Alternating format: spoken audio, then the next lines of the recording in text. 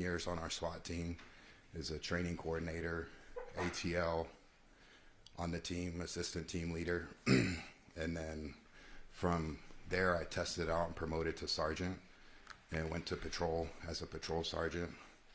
And currently I'm assigned to our police academy in charge of training all the new recruits that are coming into the department. That's an awesome responsibility, right? Yes. So then turning your attention to August 7th, 2023, were you working as a patrol sergeant at that time? Patrol sergeant, yes. Okay. And what are some of the duties of a patrol sergeant?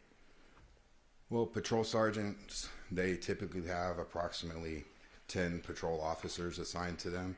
Then you have a specific area of the city that you're responsible for.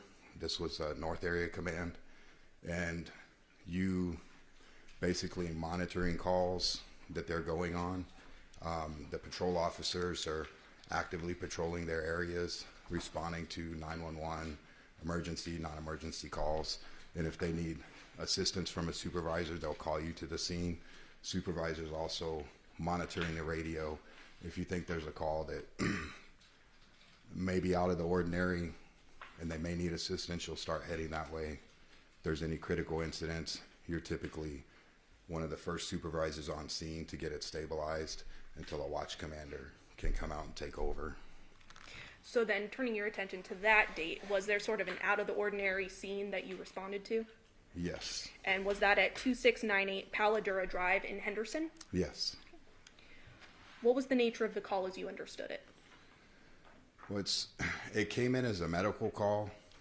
Mom called and said that her son was injured and that he was bloody. And I recall like the dispatchers tried giving CPR instructions, and just the mom stated, however she stated, that she refused. The call note said that she refused CPR because he had no neck or head, but there was a lot of blood.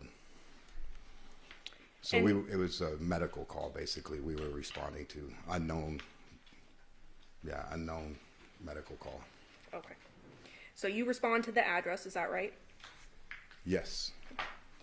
And who was already there at the time? Do you know? The firefighters and one of my guys, Officer Cooper. I think there was a couple officers. Typically the patrol officers, because they're out and about proactively patrolling, they'll get there first, then they'll call me to the scene. So when I got there, fire was on scene. A few of my guys were on scene. They kind of established a crime scene. I met them outside. They gave me a quick brief and went in. So at the time you arrived then, the scene was locked down as a crime scene, is that right? Yes. Okay. What did you notice when you got to the scene? More like outside, inside? Yeah, let's start with the outside. So starting from the outside, when you arrived to the scene, did you notice anything of note, at the front of the home? So I noticed the garage was partially open, maybe, 3 feet. The exterior roll-up garage door, and at the front door, there was a older female and male sitting outside talking to one of my officers. Okay. And the front door was open, so I just went up and started talking to them. When you say talking to them, talking to the male and female at the front door? Yes. Okay. And were they identified as Yoko Willette and Yoshida Masao? Yes, it ended up being the person in the room. It was their mom and I believe her boyfriend. So the deceased's mother? Yes. And the mother's boyfriend? Yes. So you walk into the front door of the scene. Walk us through what you saw, what you heard, things of that nature.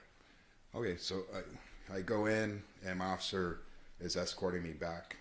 So we walk into like the living room area, go into the kitchen, take a few steps down, and come back this way. It's like a converted living room area maybe that was converted into a bedroom. And the bed is to our right. And then laying on the bed was a body, the deceased. And then, do you want me to explain that more? Or? Was there anything you noticed that you smelled when you were inside the room? Well, initially, but we didn't know what it was until later. But you could kind of taste and smell like a little burning that's not common walking into people's houses. So you described it as a burning, like a chemical burning smell. Was that right? Yeah, like you could kind of taste it a little bit, and you could definitely felt it in your nostrils. But it wasn't really strong when we first went in. As strong as it seemed like it got stronger the longer we were there. And more in the bedroom area? Yes. And you may have already said this, but was there anything unique about the body when you saw it? Well, so like I said, I came from the kitchen down the stairs, came around. The bed is here, and the body was laying face down on the bed, and the shoulders were kind of, if the body was laying this way, face down, the shoulders were kind of even with the edge of the bed. And I think it was partially wrapped in a blanket. And just things that I noticed, there didn't appear to be like signs of any struggle or anything. Like there wasn't a bunch messed up. It was just kind of laying there, like the arms weren't moved or anything. So it was pulled to the edge, and it just, in my mind, I thought, man, that was just a really clean cut, and then there was no head. Okay. And then... Oh, now, you had mentioned the body was laying on the bed, is that right? the body was laying on the bed, yes. And was it on the body's stomach? Yes, on the stomach, laying face down. Yeah, the back was facing up. Okay. And where the head would have been off the bed, is that right? Yes, like I said, the shoulders were kind of in line right with the edge of the bed. So the head would have been out here. Did you see any blood at the scene? I did see blood, but just from experience over the years, like you've seen people shot or stabbed or other lose a limb on a motorcycle accident or other type of trauma to the body, you would expect to see a lot more blood. And that was something that stuck in my head, is like, there's blood, but I would expect to see a lot more, especially under where the head would have been. Like, I don't know if, like, maybe something was put there or something to collect. It's what it appeared. Like, maybe something was put there to collect the blood, because there was just what appeared to be not as much blood that you would imagine being there. So no blood spattering, things of that nature that you might normally see. I remember there was blood on the mattress to the right of the body, and then a small, I mean, I don't know if that's small. I think there's a small amount of blood on the floor. And then, yeah, looking around, the wall wasn't very far away. You would expect to see some type of cast off, spatter, blood anywhere, but it was just, it appeared like a very clean scene, other than the body, the blood, the little blood. Now, the color of the blood, was it unusual? Yeah, typically, I mean, blood is pretty obvious, like we've all seen blood, but this one wasn't like the typical fresh red blood. It was more of like a black color. And that's not normal based on your training and experience from what you've seen with bloody incidents? Based on my experience and being at other crime scenes, with, you know, the time lapse, no, not common and not consistent with what I've seen in the past. Now, you mentioned to us that you have 28 years of law enforcement experience. Yes. Was this the first decapitation you responded to in your career? I was thinking about that. I can't recall another decapitation. Something you would probably remember if you did see it before, right? Yes. So it's not your everyday event that you see something like this, right? No. Did you inspect any other rooms other than that bedroom where the body was found? Yes. So after seeing that and just thinking about the blood, I went around. So if you go around the bed, back there's kind of like a little hallway that led into a bathroom. So I walked into the bathroom, and before I went to the bathroom, I remember having to step over 2 bottles of like cleaning, liquid cleaning bottles, some kind of Clorox or that type of thing, bottles laying on the carpet. prior to getting to the bathroom. So stepped over those, went into the bathroom because I was wondering maybe if there was blood in the sink or blood in the bathroom or anything, but nothing appeared.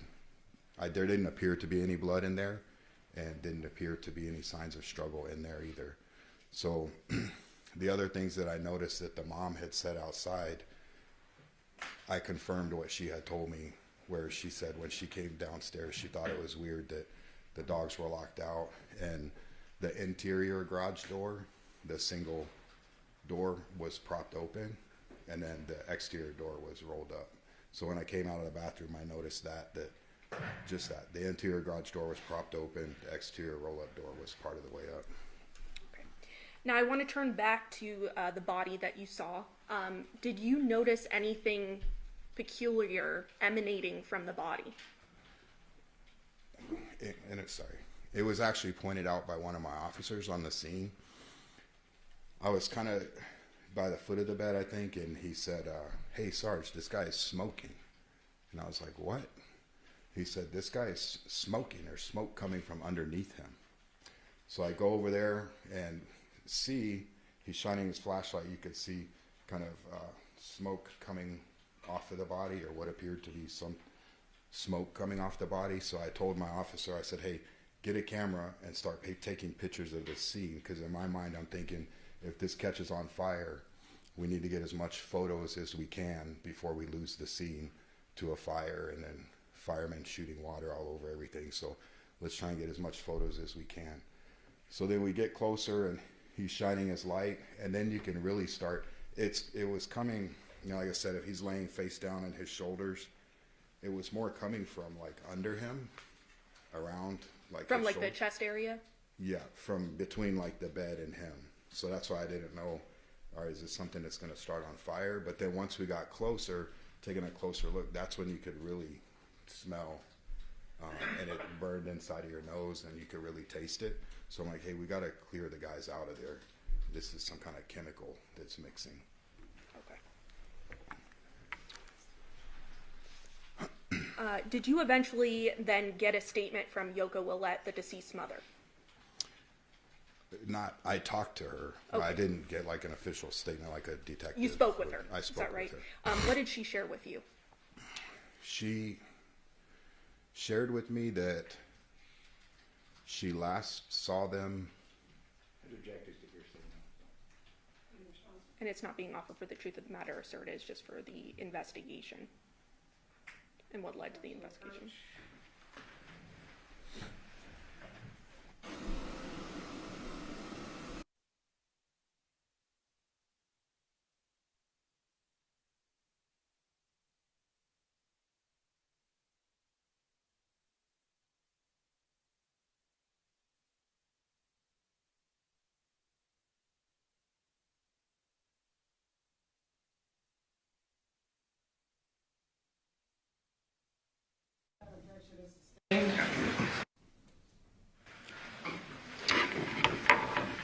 So after taking this statement or speaking with Yoko, Yes. And conducting that initial investigation, did you eventually call the lieutenant to come out? Yes, the patrol supervisor, yeah, that's your job. You get there, make sure the crime scene is locked down, taped off, so all the evidence and the crime scene is preserved. Then that's why I spoke to her to get a brief story, so I could report up my chain. So once I get the story, my guy's observations, the story from mom, I put that together.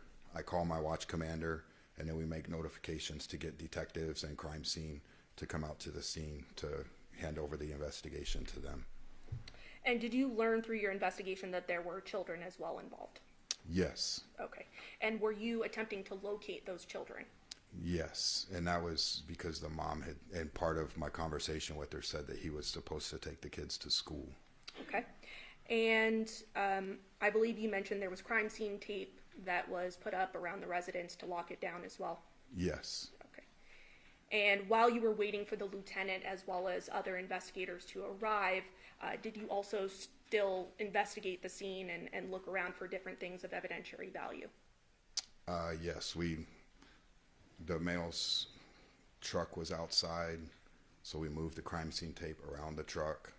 Noticed, I think, what we thought there were spots on the driveway that we thought may be evidence.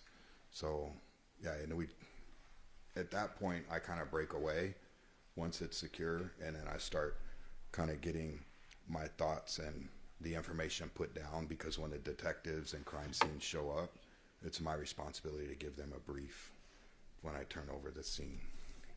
And as part of your duties as well, did you initially send individuals, other officers, to canvass for different surveillance footage as well? Yes. Yeah, that's kind of standard protocol on the crime scenes. Once you have everything secure, your extra officers go out, try and find witnesses. Other officers go and try and video surveillance that may have caught something. So you mentioned that you were putting together a brief for this case, is that right? Yes. And as part of that brief, is there an event number and a report number assigned to the case? Yes. Can you tell us the difference between the two? Well, the event number is a longer number. It's the year, the month, the day, and then the number of calls in that 24-hour period. So at midnight, the next police emergency call that comes in will be year, month, day 0001.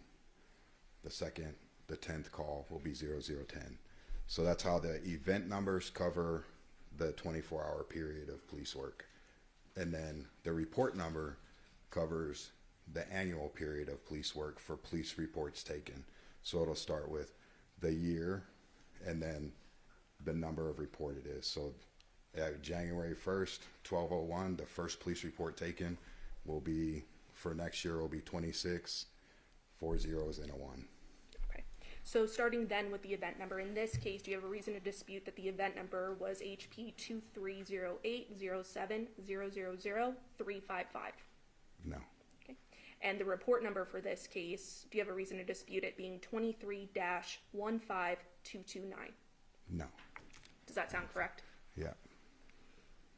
And so while you're doing your briefing, eventually detectives and crime scene analysts eventually show up to the scene. Is that right? Yes. And after they showed up, what did you do?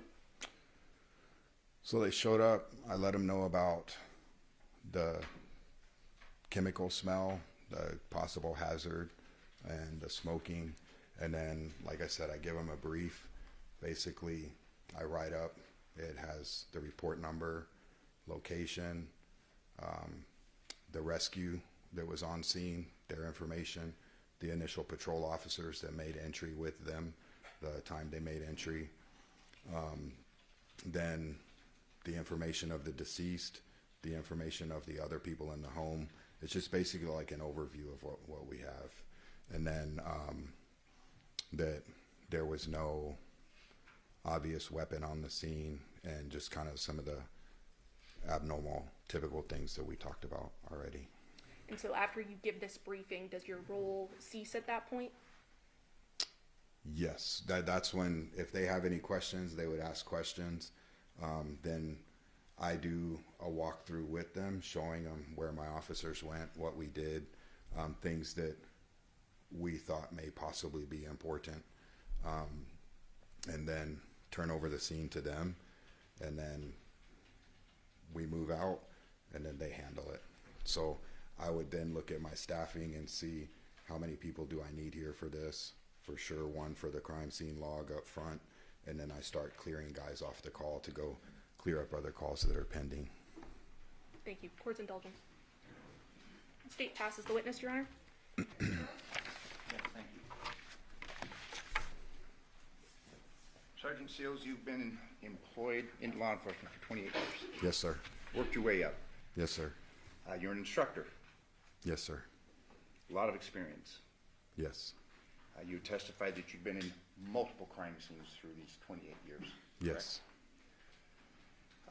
Fair to say that, a severed appendage, an arm or a leg is going to bleed, but a head, there's got to be a lot more blood going on there, correct? One would assume. You would think so. And you would testify that when you got there, having been on so many crime scenes, you go and you look in the bathroom because it just doesn't make sense. You're assuming this head wasn't, removed from the body here on the bed. It had to have been somewhere else. Fair to say? No, I didn't say that. It seemed like because the shoulders were pulled to the edge of the bed, it appeared that it was done there. But I was looking to see, you know, because the shoulders pulled over here. It didn't appear that it was done somewhere else. But you said you went and looked in the bathroom, correct? Yeah, to see if there was like cleanup, signs of struggle, or something. Blood? Yeah, blood from washing your hands. Because I looked in the sink around the ring and didn't see anything that. Based upon the blood markings on the bed, it was clear the body had been moved. I can't say that. I don't. Okay. Can't give an opinion one way or the other? Well, the body was here. There was blood on the right side of the body. And like I said, directly under where the shoulders were, there was an area of blood like that. But I don't, yeah. But you testified things just didn't seem right, and that's why you went and you looked in the bathroom, correct? Yes. And, I mean, you'd agree with me, you talk about a bucket, I mean, that's just, you're speculating. I mean, you're hypothesizing, fair to say. Absolutely. And fair to say that you can't say. I mean, if something was wrong, so you went and you looked in the bathroom, correct? Based upon what you saw. Based on what I saw, like I said, that is speculation, but it's like what made sense with the way that the blood was, the body was, lack of blood on the thing, the shoulders lined up with the side. And part of me going into the bathroom also is just before I turn things over to detectives, I want to make sure that I checked everything in case they have questions for me. Fair enough. But again, you would have expected to have seen a lot more blood, correct?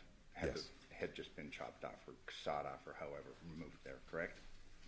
If they were alive at the time, you know, because typically when I have seen those injuries, if you're alive, your blood is pumping and it squirts. It's, you know, I've seen a guy cut his neck and it squirts. All over the place. Have you ever had any cases If they're where alive. have you ever had an experience though where a head's been cut off with a saw? Oh, I've worked at. Not that I know of. Okay, so we don't Yeah. know then. Fair to say? Fair to But you say. went and looked in the bathroom, correct? Yes, sir. Thank you. No further questions. No further questions, Your Honor. Ladies and gentlemen, if you have any questions for the witness, sir, you can write your question on a full sheet of paper with your name and your juror number. Can counsel approach?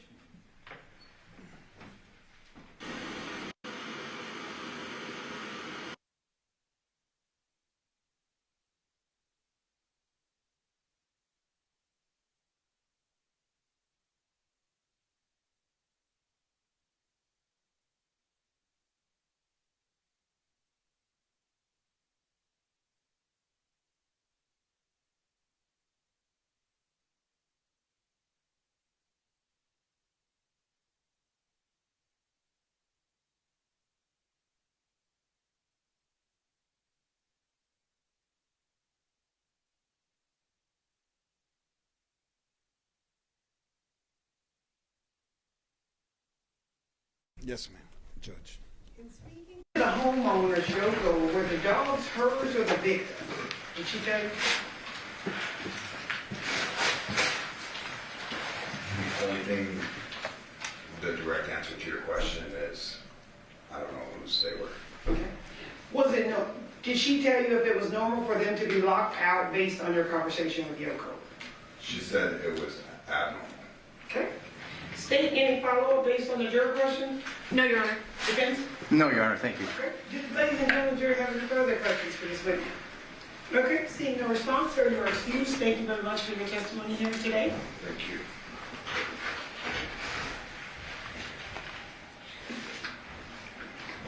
Okay, ladies and gentlemen, the next witness is going to take a little bit of time, so we're going to take a brief bathroom break, and the next witness will take us through the rest of the day. During this break, we must not discuss or communicate with anyone, including fellow jurors, in any way regarding this case or its merits, either by voice, phone, email, text, internet, or other means of communication or social media. You must not read, watch, or listen to any news or media accounts or commentary about the case. You must not do any research, such as consulting dictionaries, using the internet, or using references. You must not make any investigation, test the theory of the case, reprove any aspect of the case, or in any other way investigate or learn about the case on your own. You must not form or express any opinion regarding this case until it's finally submitted to you. Ladies and gentlemen, it's 3:25. We'll get recess until 3:40. All rise for the jury.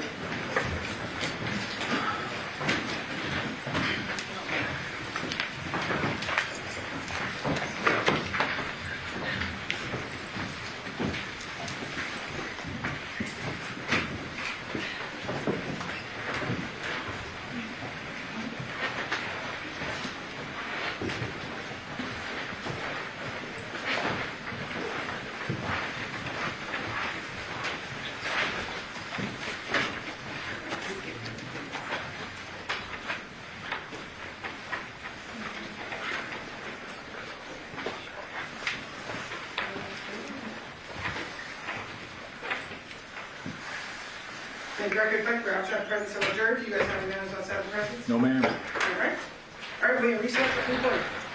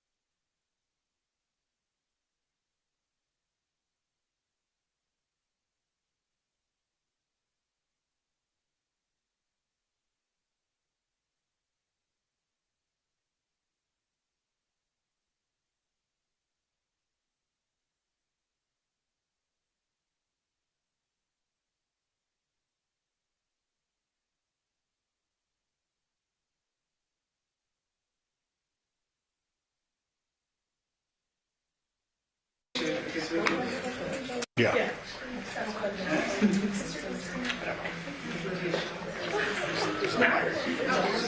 That was the power cord to the computer.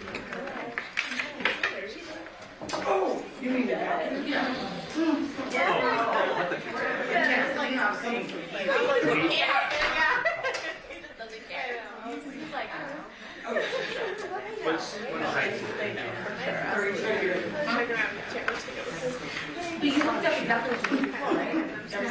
Yeah, I'm wondering if maybe the wire. I know, I write to my dog, but I'm like, yeah. You just need a switch. Is that just This is Victoria. That's it. It's working out. Well, thought it was. Hold on. You just have it on document, right?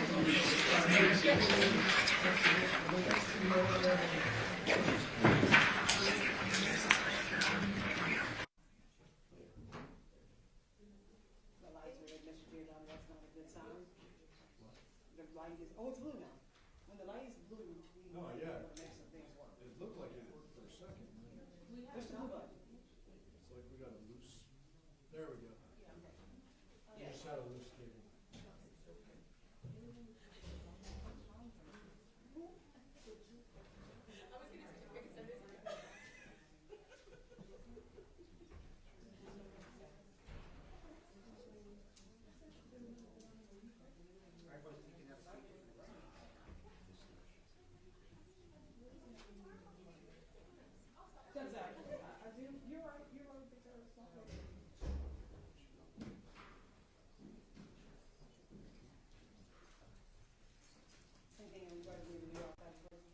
No. All right, bring it in. You got the weed percent working? Yes. Your witness is here?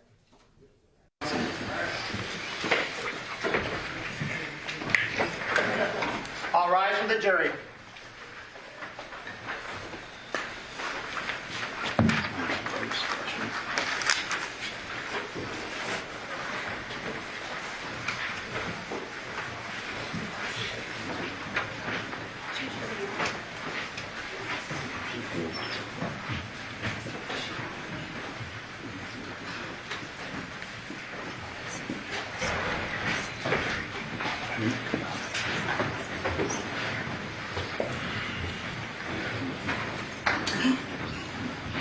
Please be seated. Your Honor, the jury is all present and accounted for.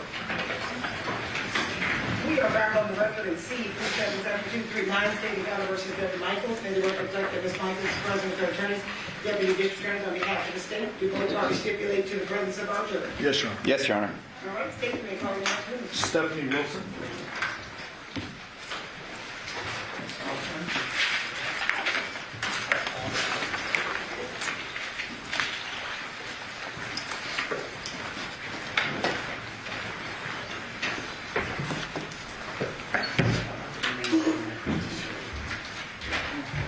Do you solemnly swear or affirm the testimony you're about to give in this action shall be the truth, the whole truth, and nothing but the truth, so help you God? I do. May I have a seat? Thank you.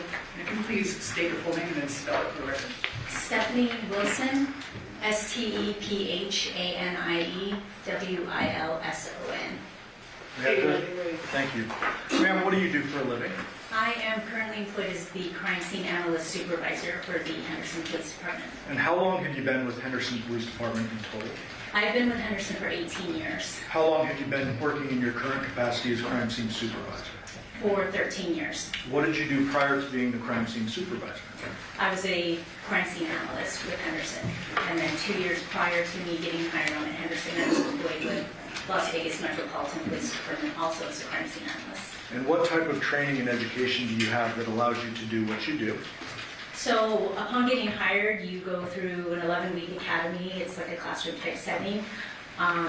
If you successfully complete field training, you go through, the academy, you go through about 16 weeks of field training.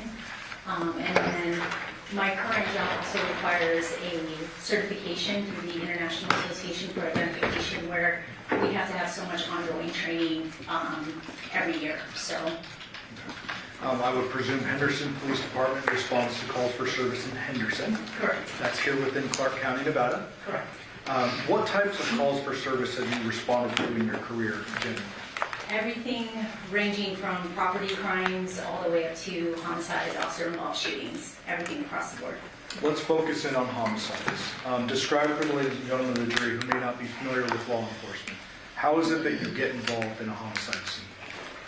In my current capacity, I respond to all homicides. I'm the only crime scene supervisor for Henderson PD, so my job is to respond and to assist my folks and facilitate whatever they need in that capacity. If you could describe the general duties of a crime scene analyst, not necessarily yourself, but someone who's just a crime scene analyst. Sure. So we respond to the scene and we handle all aspects of the crime scene documentation, everything from taking photos to evidence collection to latent print processing, shooting reconstruction, bloodstain pattern analysis, anything and everything involving crime scene documentation. When you document a crime scene, I presume that is done under a particular report number, event number?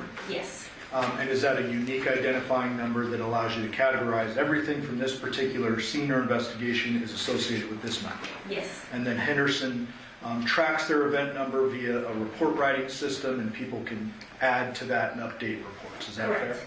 In this particular case, were you operating under event number 23-15229? Yes. If you could describe for the ladies and gentlemen how it is that you received this call for service.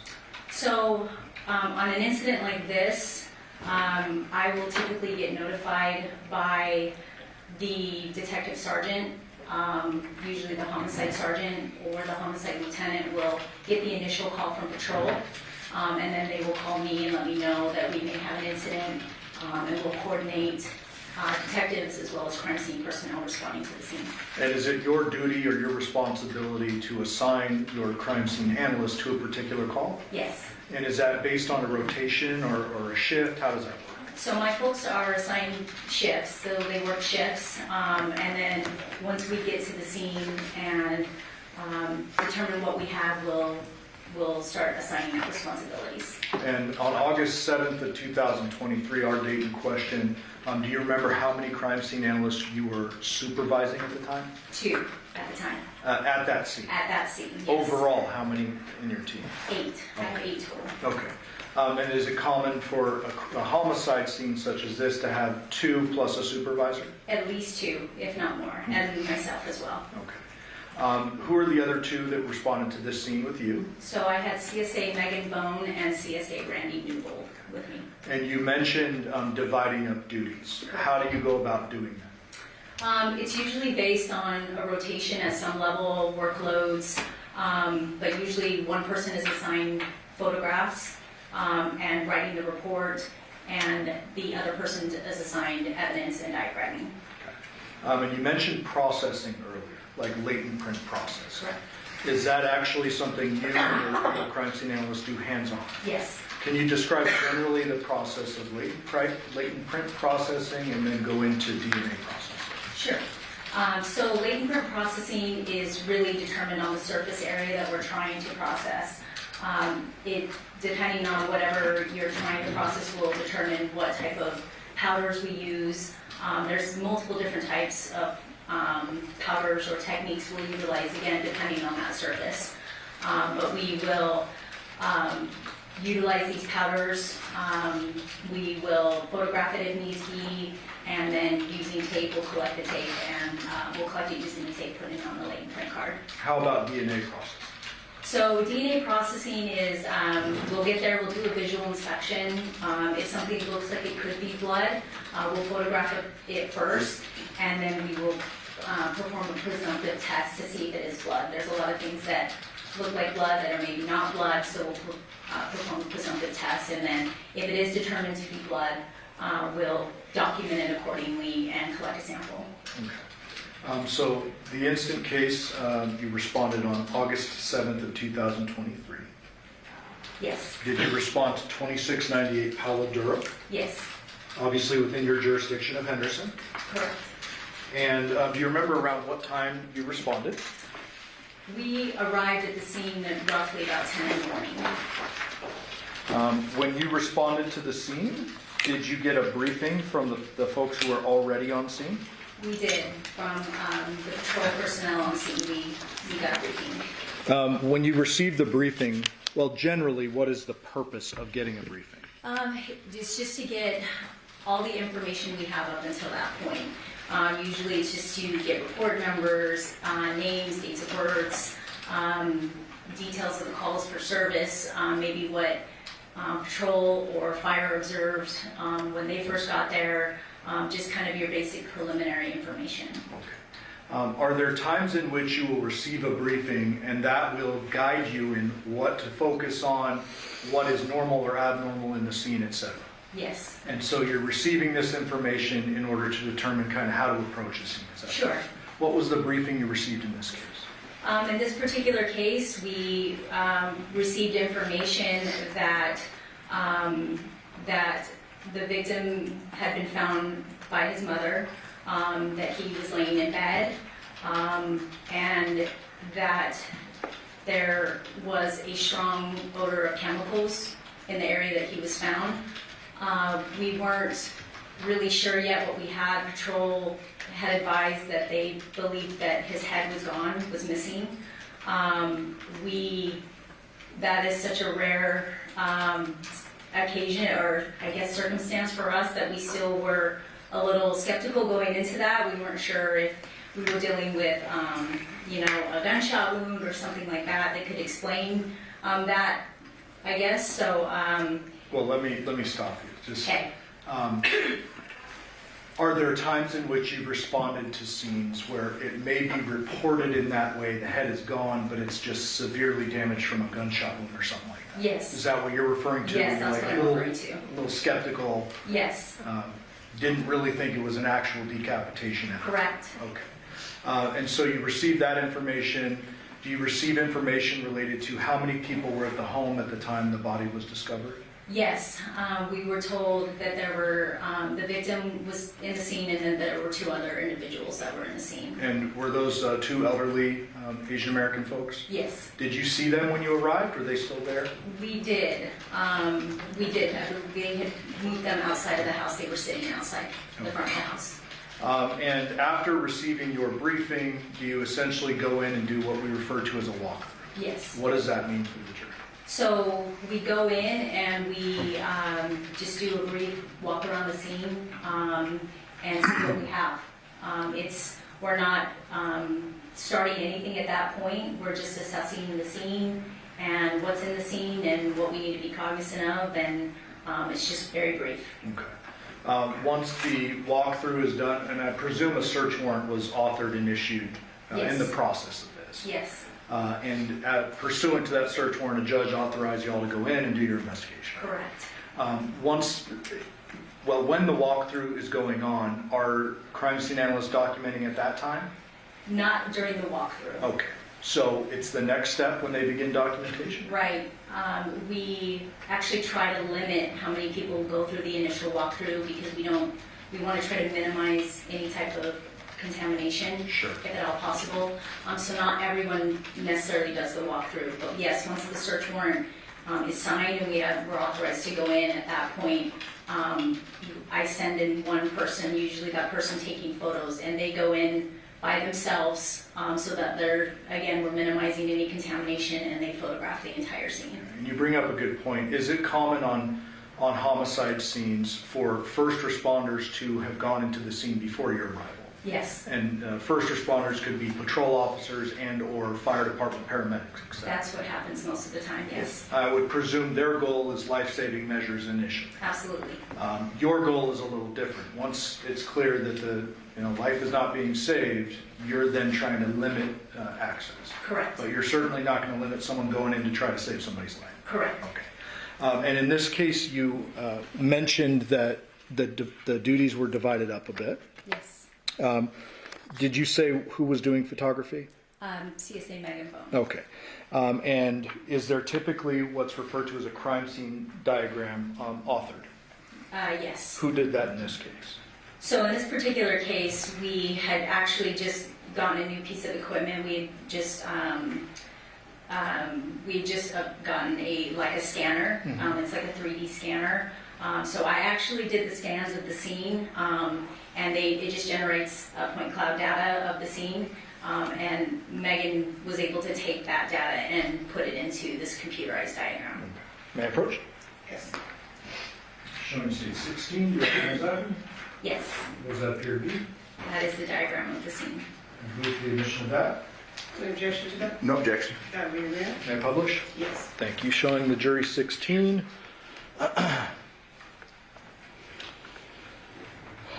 So this particular diagram, does this encompass kind of the lower levels of the home? Yes. Describe the home kind of generally how it was set up, including levels. So when you initially walk through the front door of the residence, I would consider that maybe a lower level. You walk in the front door into this formal living room. From there, there's like a couple of steps that lead up into that formal dining room and kitchen area.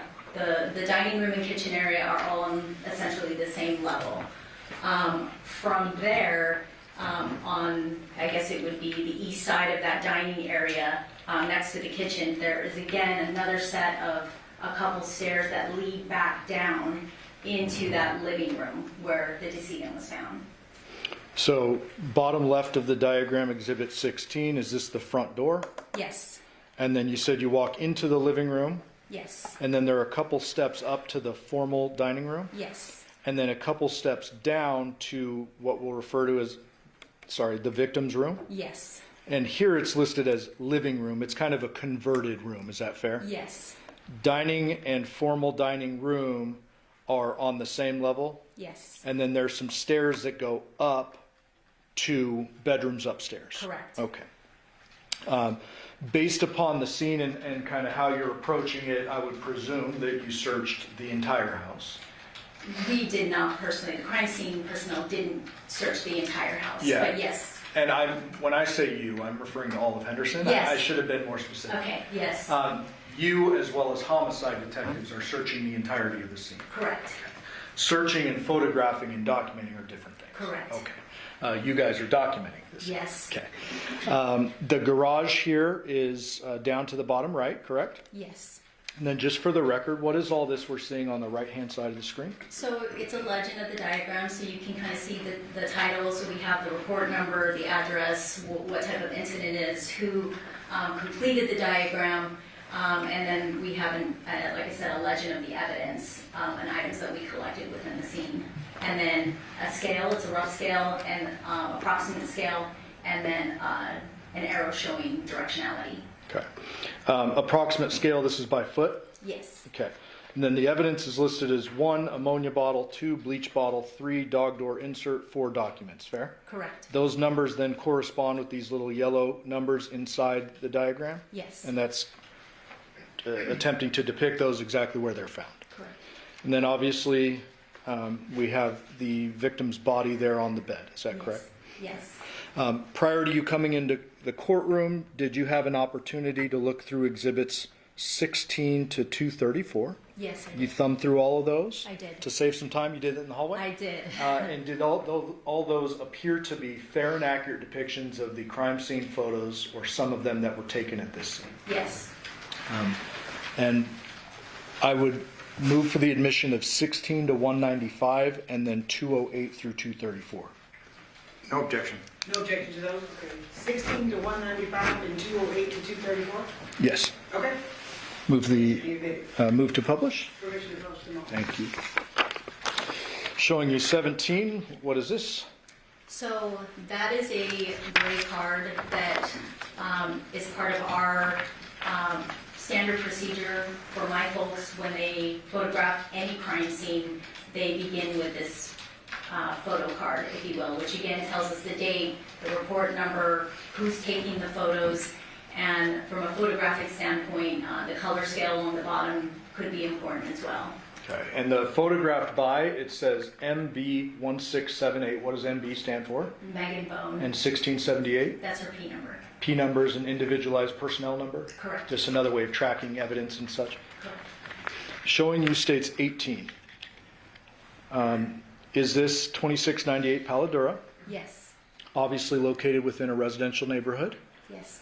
And describe kind of what we're seeing in this particular photograph. This is the front of the house. This is how it appeared when we arrived. The garage door was partially up like that.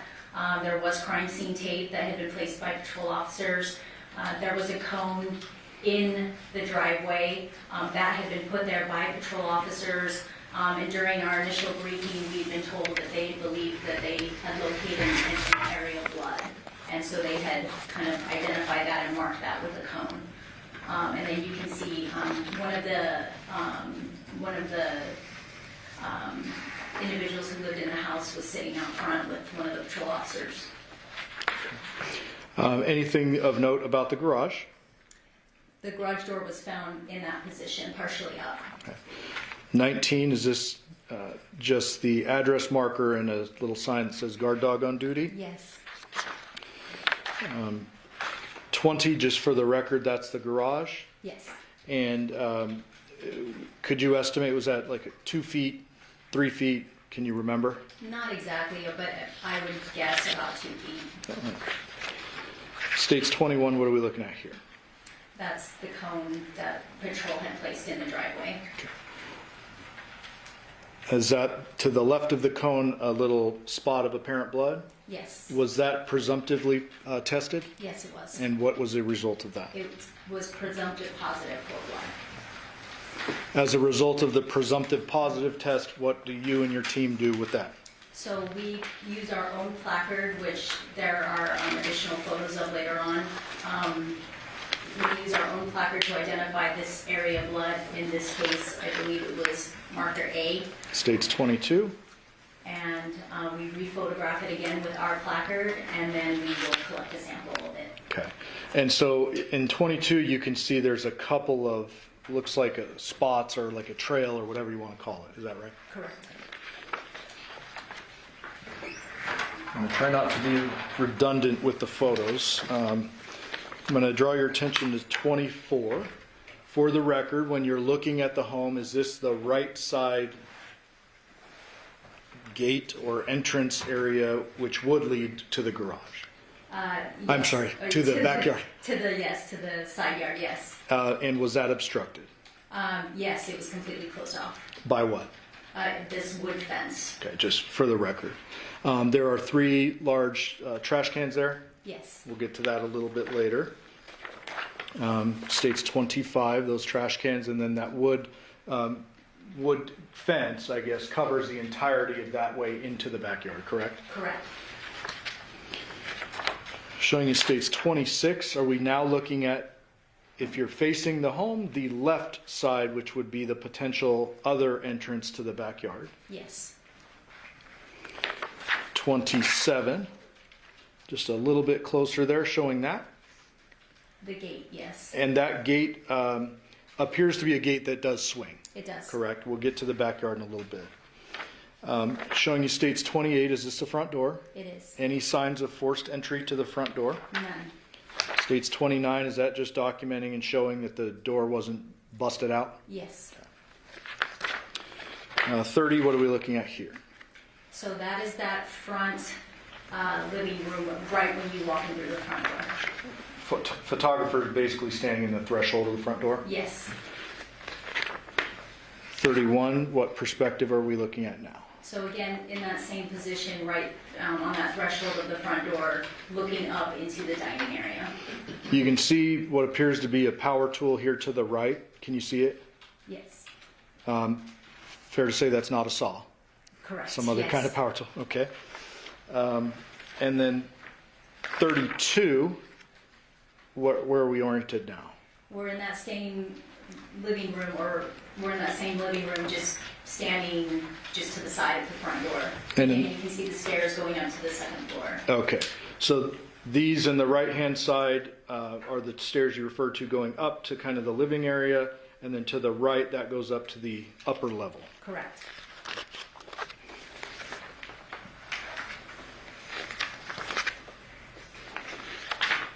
States 34, have we now gone up one level? Yes. And do you remember what this is referred to in the The dining area. Okay. So these are overall photographs Yes. before anything is kind of moved and searched. Correct. Yes. 35, Orientus, please. Same in that dining area, but you can kind of see the entry going into the kitchen. 36, is this just showing the stairs that lead up to the, I guess it's the third floor, but the upper level? Yes. 37, what are we looking at here? That is a closet just inside that kitchen area. 38, That's an overall of the kitchen. 39, just a different angle of the kitchen. Yes. Was the kitchen searched and documented? Yes. 40, is that the kitchen? Yes.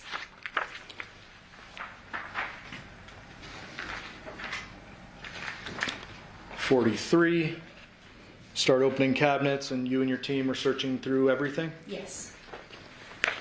44, I'm sorry, 44. Oops. Zoom back out.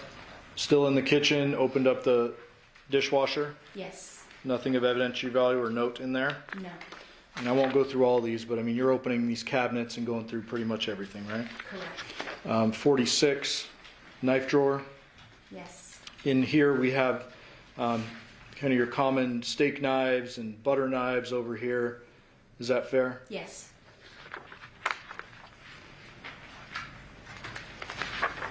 48, another utensil drawer or a couple of utensil drawers. Yes.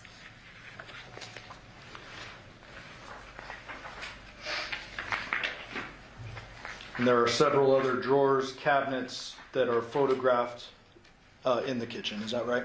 Yes. Anything that you found that had any apparent blood on it or anything of potential evidentiary value? Nothing.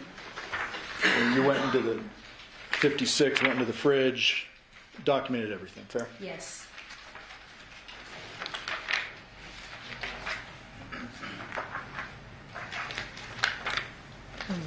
Focus in on 61. What is this here? That is one of two trash cans that were located in that kitchen area. And that trash can was searched? Yes. Anything of potential evidentiary value? No.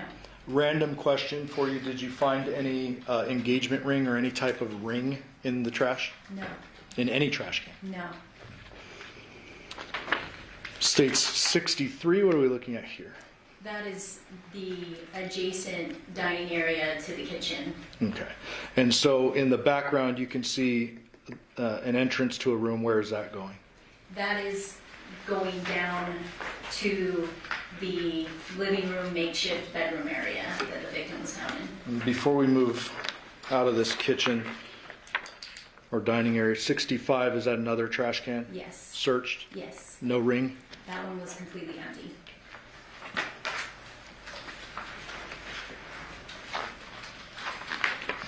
$67, what are we looking at here?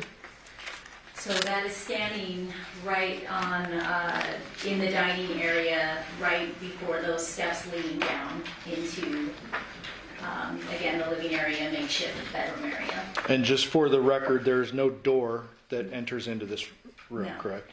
There is what appears to be a flag and or a bed sheet that kind of doubles, I guess, as a door or block. Yes. 68. So this isn't a basic overall, we're starting to get into the overalls of that living area, again, bedroom, makeshift bedroom area. 69, same room, just different perspective. Yes, 70, same room, different perspective. yes, Now we're finally seeing the bed for the first time. yes, That's kind of tucked around the corner there, is that correct? that's correct. 71. So what does this hallway lead to here? So that hallway leads to a bathroom and the laundry room that connects to the garage. Okay. 72, different perspective, same room. Yes, 73, different perspective, same room. yes, 74, same room, yes. different perspective.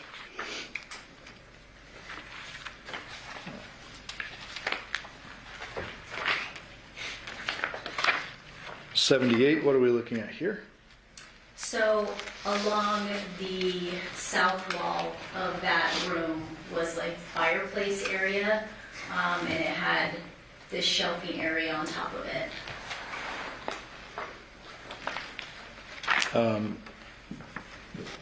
A fireplace area, but it appeared it's blocked off. Yes. Right, it's kind of doubling as shelves. Correct, yes. 79, what is this? That's a table in that room. All right. Before we approach the bed, so are there any general observations you made of this part of the scene before we get into the bed and the body? It appeared to be cluttered with clothing and other various items. There was nothing that particularly stood out visually. Again, just that it was dirty and cluttered and kind of unkempt. And obviously no weapons or anything No. like that you found at this point. Yeah. So states 80, we're kind of shifting over to the bed here. What are we looking at? A shoe, some socks, some random clothing items. One of those random clothing items is some black boxers. Yes. Okay. And you got a shoe, some socks, and some wires, correct? Correct. Showing you now states 81. Just please, for the record, orient us. So we're looking north at the bed. So that's the north wall. And that's the bed that's tucked away in that whole side of the room.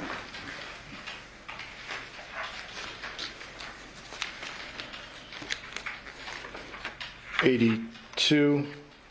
What portion of the bed are we looking at here? That's the headboard of that bed. And you're documenting kind of the gap in between the headboard and the bed? Yes. 83, getting a little closer to the bed here. Yes. 84, now we're at the foot of the bed. Correct. Did you find anything of potential evidentiary value, flip that, down near the foot of the bed? That's where we started seeing what appeared to be blood. Okay. Towards the foot of the bed. And I do have photos later that show your markers, but do you remember where that particular blood was? Right on the foot portion of that bed, that wood frame of the bed, we started seeing like our first drops of blood. Okay. We're getting a weird glare here, so let me see if we can. And some on the carpeting.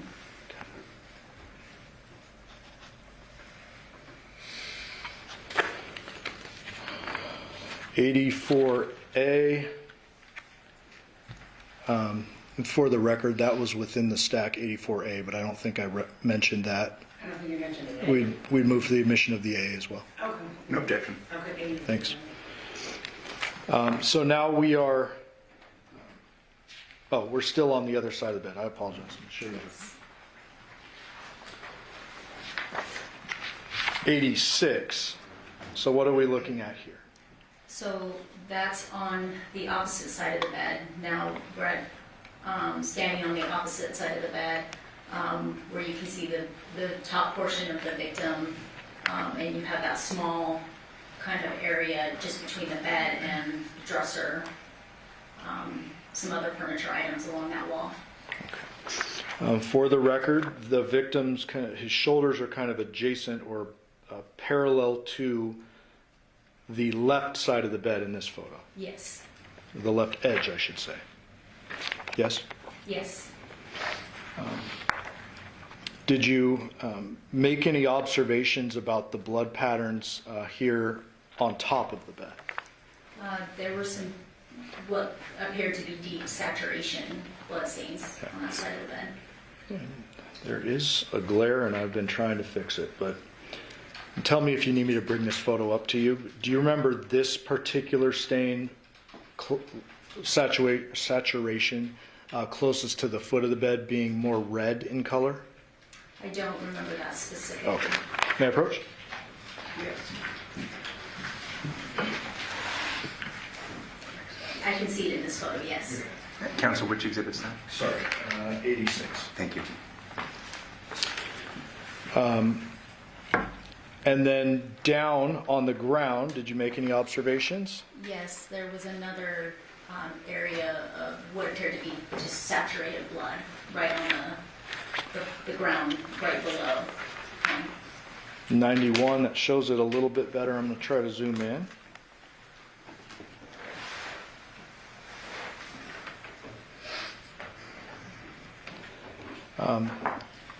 The larger stain on the ground, is that an area you would refer to as a saturation point? Yes, And then there's another lighter spot above that, correct? correct. Just tell me kind of what your observations were related to this blood and the positioning of the victim. So that was right below where the victim's head would have been. Clearly that's where we saw the bloodletting injury, if you will, occurring. So that's where carpet is a little difficult, but those were saturation stains. So it was just blood that had pooled and saturated in those areas right below where he was at. Showing you 92. Is this that same stain, just a Yes. different perspective? Yes. Do you see areas of kind of displacement or like odd patterning here? It's difficult to determine that, but to determine like clean borders, but Sure. yes. Sure. Clean borders, like what are you referring to? What does that mean? Like if something had been placed there, carpet again is difficult because you don't get those clean borders that you would see like on a hard surface or a non-porous surface. Carpet is a little more difficult, but yes, like you can, I guess, see the outline of where the stain ends. On the right side of the stain, it looks like there's almost a straight line. You see that? Yes. Okay. I would presume your photographer got a little closer and took several photographs of this area as well as the victim's shoulders. Yes. Showing you now 93. This is a little bit better photo of the patterning here on the bed. Is that right? Yes. Did you make any deductions or observations related to the amount of blood, the positioning of the blood, etc.? We didn't at that time, no. We just clearly observed and documented that this just was a very large saturation blood stain.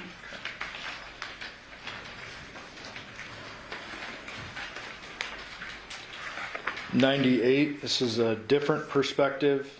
Oops. What are we looking at here?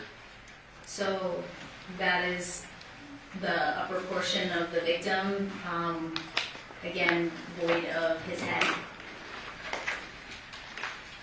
And just for the record, is there a substantial amount of blood on top of a blue and white comforter? Yes. And then what is this item right here? That's a large pillow that was underneath the top portion of the victim's torso.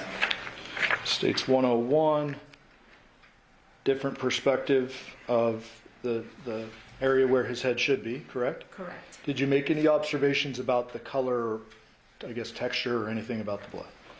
Yes, the blood appeared black, just dark, extremely dark, atypical of what we usually see. And I should have asked you earlier, did you smell anything while you were in the scene? It was overwhelmingly, the chemical smell was overwhelming, burning our eyes, burning our nostrils. It was overpowering, the chemical smell that was coming specifically from this area. That smell was present throughout this room, but the closer you got to this area of the victim, when you walked around the foot of the bed and came towards this area, it was overpowering. I'll show you one more. States 100. For the record, kind of the same perspective, but it shows a little bit of the pooling over here as well. Yes. And ma'am, did you make any general deductions related to where this person was decapitated? We felt like we felt like it was done right there. Why do you say that? I mean, there wasn't any signs of a struggle. There wasn't any signs that he had been moved. There wasn't, if anything, we hypothesized whether or not he'd been rolled from back to front, but that was the extent of the movement that we felt that he had gone through. That there was no movement outside of that. Okay, and so rolled from the spot that is pretty apparent down a little closer to the foot of the bed? Correct. Either rolled or, again, something that had blood on it had been placed there that caused that saturation stain. But as far as him himself, we didn't feel like there was any movement or very little movement. Now I have a personal question for you. How tall are you? 5'2". You are a petite woman, we can all see. Did it appear to you that his body was the size where someone like you could roll him over? Sure, yeah. The documentation doesn't end here, correct? Correct. Eventually the sheets and stuff are kind of peeled off onion-like layers, right? Yes.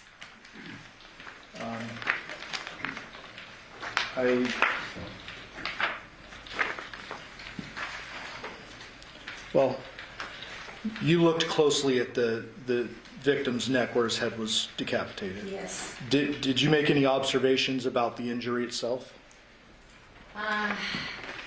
No, not about the injury itself, no. So I want to show you 104, and you mentioned the chemical smell earlier. Did you observe any injuries to the body that may have been consistent with some kind of burning of chemicals? Yes, he was covered in what appeared to be almost like blisters, or I guess burn or chemical burns throughout his body.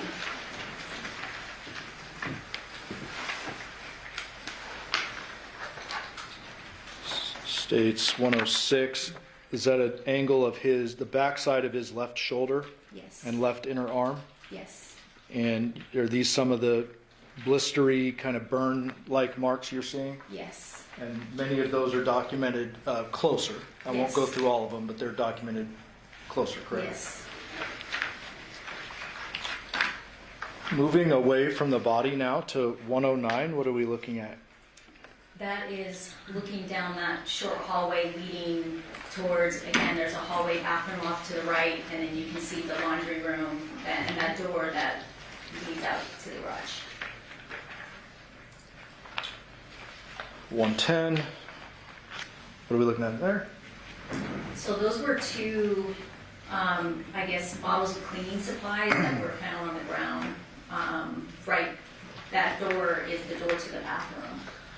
So one of them was a bottle of ammonia, and the other one is a bottle of soft scrub.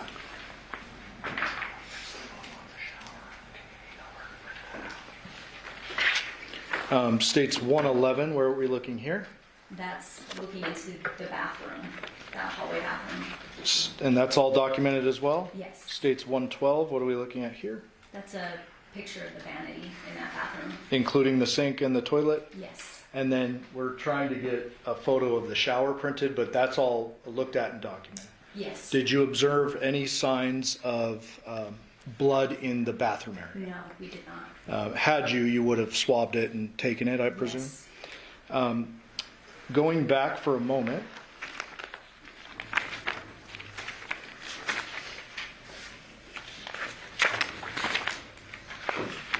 to States 100,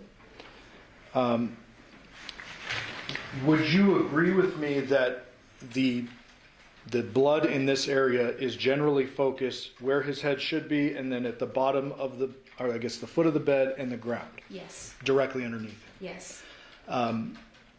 Have you responded to crime scenes involving gunshot wounds? Yes. Okay. Any estimate? Thousands? Hundreds? Hundreds. Okay. Have you responded to scenes involving stab wounds? Yes. And is it common to observe blood kind of less focused in one area in those types of scenes?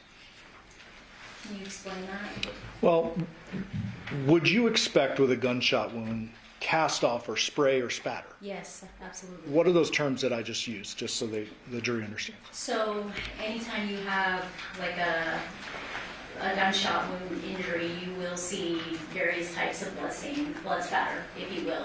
We have forward spatter, you'll have back spatter. For injuries involving like sharp objects, like stabbings, a lot of times you'll see cast-off patterns, things like that. So there's all different various types of blood spatter depending on what type of injuries or implements cause those injuries. Sure. And if an injury occurs while a person is alive, it's probably more likely that their arteries are pumping and their veins are pumping. Absolutely. If an injury occurs that's not, if a decapitation occurs post-mortem, there's not going to be spurting, correct? Correct. And I should ask the general question, did you observe any spatter, cast off, or anything on the walls? No. On the headboard? No. On the ceiling? No. On the, anything else that's kind of cluttered around the No. bar?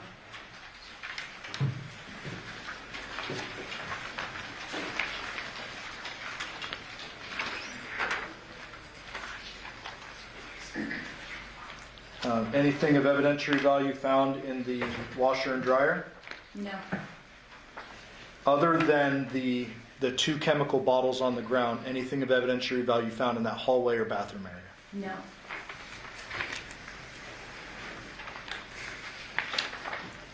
$119. Is this the door, the garage door? Yes. And I guess, what perspective are we looking at this at? So you're inside the garage. Okay. So we passed through that hallway, past the bathroom, into Right.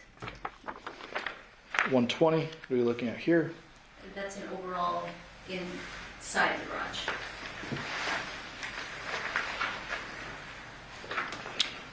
$121, different perspective, but kind of capturing the other angle. Yes. $122, also in the garage. Yes. Did you, and I should say all of you, HPD, Yes. did you turn this garage upside down as well? Yes. Is there any weapons found in this garage? No. Anything with apparent blood on it? No. And obvious question, did you find the victim's head anywhere in the garage? No. Going back to the bedroom for a minute, 123, is this the slider leading to the backyard? Yes. And 125, when you move the blinds back, what is this here? So that's a doggy door insert that goes inside of the sliding glass door, and it has that glass panel, and then at the very bottom was a doggy door. And for the record, that doggy door is closed. Yes. And then this particular, the latch on the slider, was that open or closed? Open. Open. Ultimately, did you and other crime scene analysts impound this dog door We did. cover? And those two chemical bottles? We did. Showing you 128. What are we looking at here? That's an overall of the backyard. 129. What are we looking at here? That's the side gate that we previously looked at on the side of the house. I'm going to try to zoom in the best I can. This is not the gate where we saw the big wooden fence. No. So if you're looking at the house from the front, this would be the left gate. Yes. And in the back, obviously, the right gate. Could anyone access that gate from the front? Like, what are we looking at here? That is, it was a bunch, it was like wood boards and everything, like on the ground, in front of the gate. Okay, and that gate, for the record, swings into the backyard, Yes. and that would be obstructing. Yes.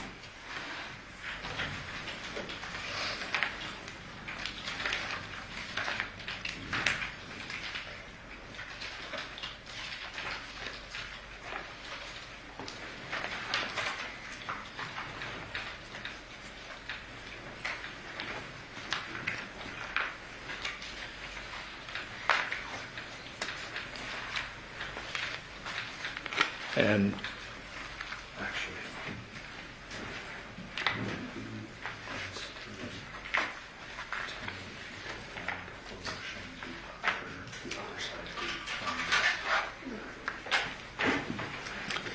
we're gonna come back to the backyard in a minute. I'm going to just try to make this more efficient. 1:30, you go upstairs. Yes, You and other crime scene personnel document all of that. yes, 131, this is the upstairs area. yep, right at the top of the stairs.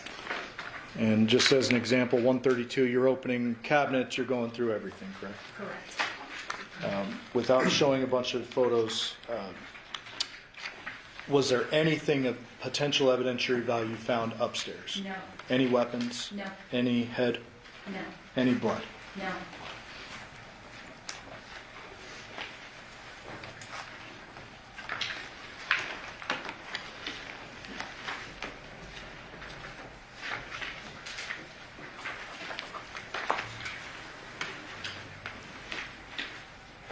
Showing you 138. Is this one of the upstairs living area bedrooms? Yes, And can you see some, what appears to be some little girls' clothes and little stuffies up here? yes. Well, that's what my kids call them, stuffies. Yes. 140. Some more kind of child's clothing or small clothing there. Yes, This is all upstairs. yes,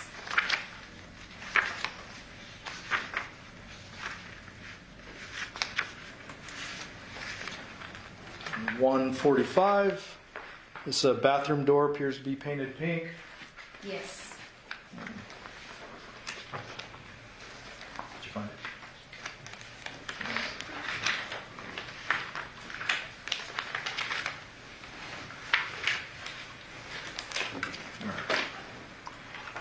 So very briefly, 153, we now have evidence placards next to the two chemical bottles, Yes. and those should correspond with our crime scene diagram. Yes.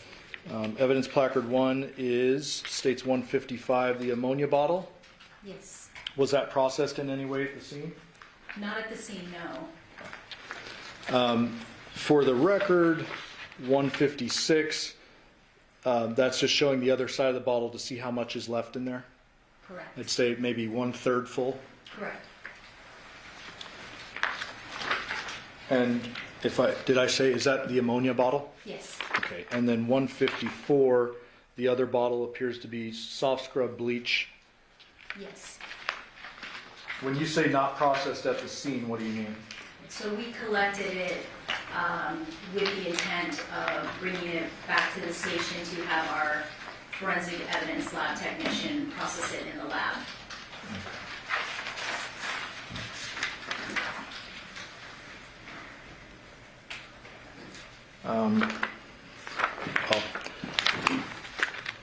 Going back to the backyard for a moment, the one gate is obstructed that swings inward to the backyard. Correct.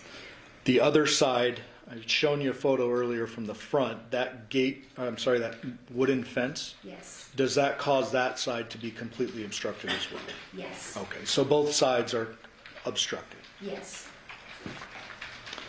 States 160, where are we now? So that's the foot of the bed where the victim was. 161, now we have an evidence placard showing what? That's showing an area of apparent blood that was located on the foot of the bed. Very small, almost like droplets. Yes. Did those appear to be downward droplets? Yes. What's the difference between a downward and kind of a sprayed? It's like a passive blood drop. So it doesn't show a lot of directionality. It's more of just like a passive, like something that's dripping blood just passively. It doesn't show a lot of movement. In addition, in the bedroom, did you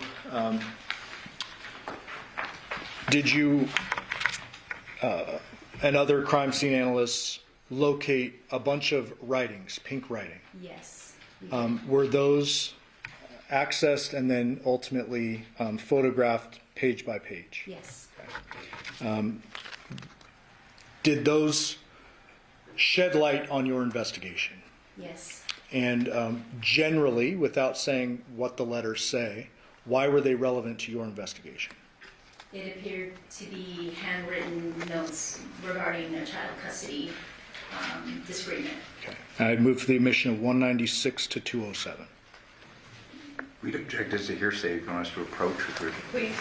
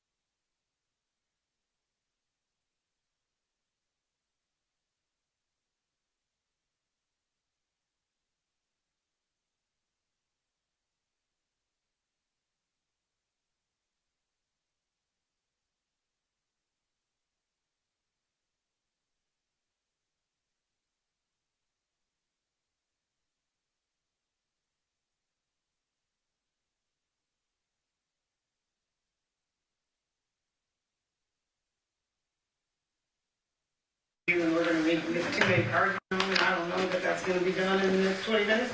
So we're going to stop for the day, and then we'll do this, and then we'll pick back up tomorrow. Can council approach briefly?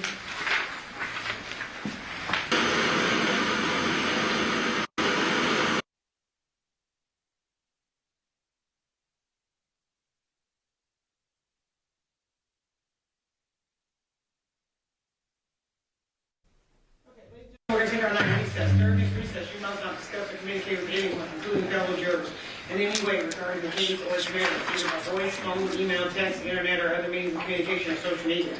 You must not read, watch, listen to any news or media accounts or commentary about the case. You must not do any research, such as consulting dictionaries, using reference materials. You must not make any investigation, test the theory of the case, recreate any aspect of the case, or in any other way investigate or learn about the case on your own. And you must not form or express any opinion regarding this case unless I submit it to you. Ladies and gentlemen, we'll be in recess until tomorrow morning at 11 a.m. All rise for the jury.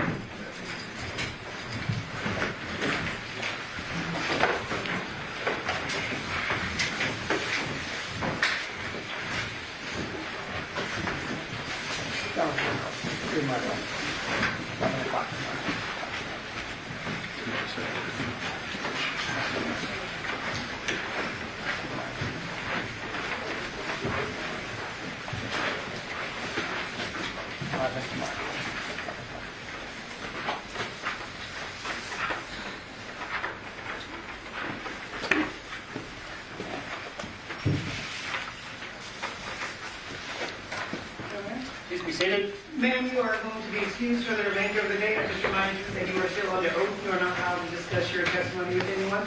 You can report back tomorrow morning at 11 a.m. Okay, thank you. Thank you. All right, we're going to be adjourned for the rest of the day, so everybody can be excused.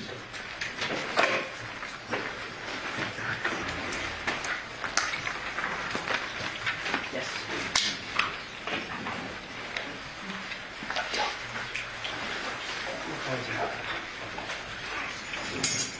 All right, everything remaining from this point will be done off the records. We're going to stop all recording.